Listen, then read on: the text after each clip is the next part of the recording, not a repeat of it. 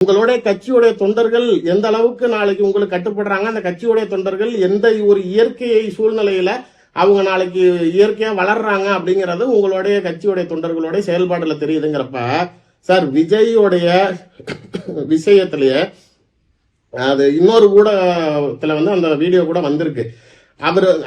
அந்த வீடியோ ஃபுல்லா பஸ்ல விஜய் சைடு இருக்குது.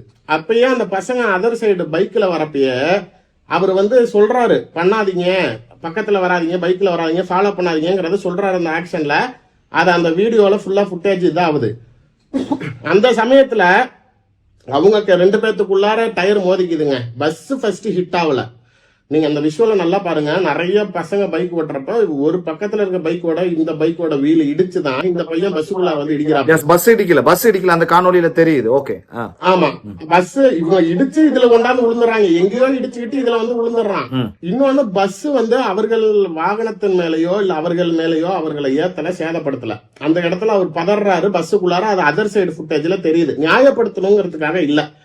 ஒரு தலைவரை நீங்க ஒரு சின்ன சம்பவத்தை வச்சு இன்னைக்கு நீதிமன்றம் உடனே நாளைக்கு அவர்களை வழக்கு பதிவு செய்யுங்க அப்படின்னு சொன்னாங்கன்னு உடனே இன்னைக்கு அதுக்கு பஸ் டிரைவர் மேல எஃப்ஐஆர் போடுறீங்க. அடுத்தது பஸ்ஸை சீஸ் பண்ணலாமாங்கிற அளவுக்கு டிஸ்கஸ் பண்றீங்க.